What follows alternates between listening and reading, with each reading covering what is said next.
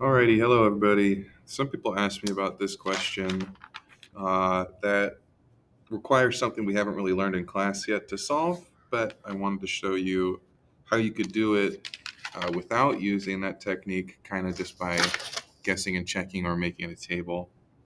So what we've got is a problem where they give us a series and they're saying that we're adding up 105 plus 100 plus 95, that's a 1.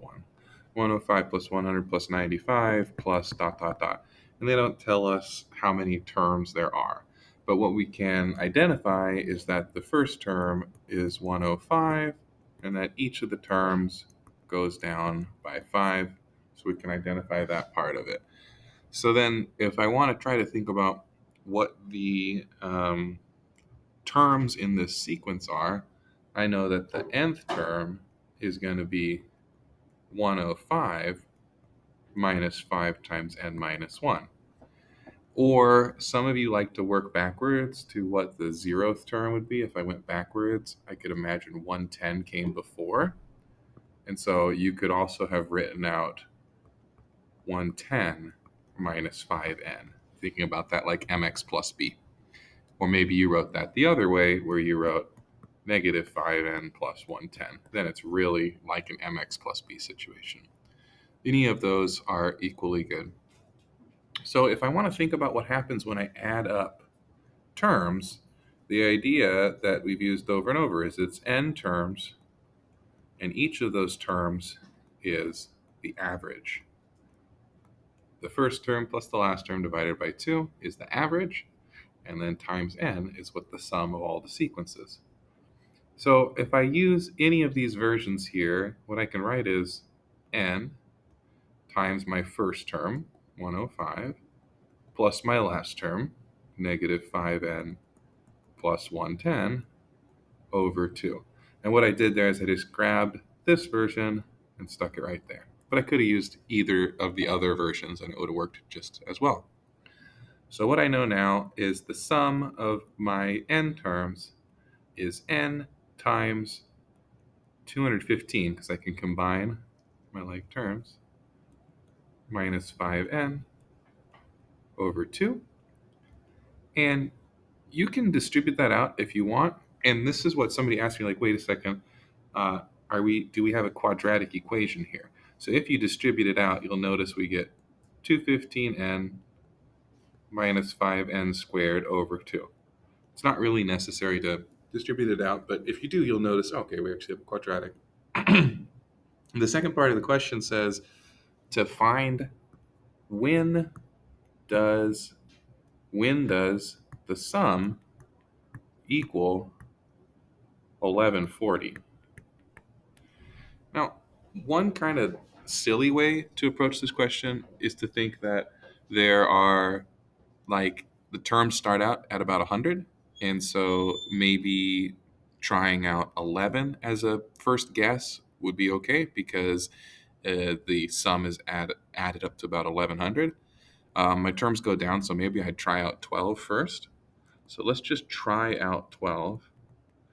I actually like this version of the formula here.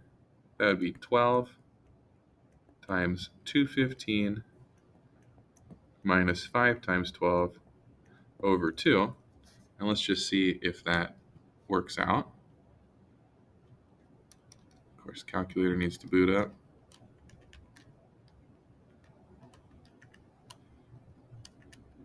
So when I typed that in, I could see I was a little bit too small. So maybe I would just try 14. This came out to be 930. Maybe I would just try out 14, see what happens when I switch the 12 to a 14 in my formula. Pretty darn close, still a little too small. So hopefully the 15th term would get me to where I want to go. So I'll show you in a second. Actually, if you try S15, you get 1050, still a little too small. Oops, I thought I was going to 1040. I need to go to 1140. So let's try a bigger number. Let's try like maybe 18. So the guess and check method here, it's not the most exciting math you've ever seen, but it is something that you know how to do. S18 got me really close, got me up to 1125. So maybe doing the 19th value is a good idea. Yep. So S19 got me up there. So I didn't actually use any quadratic equations. I just guessed and checked until I got it.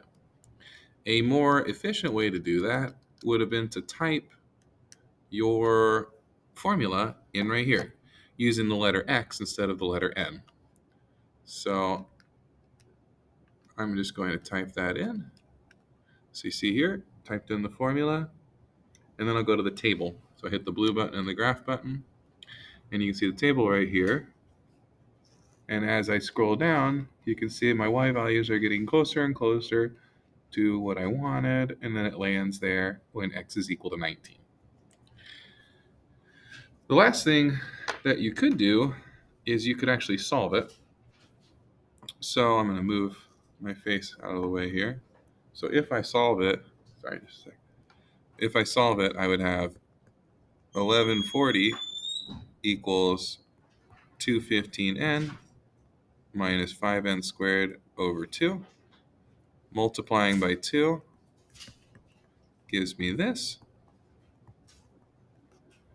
And then I can divide everything by 5.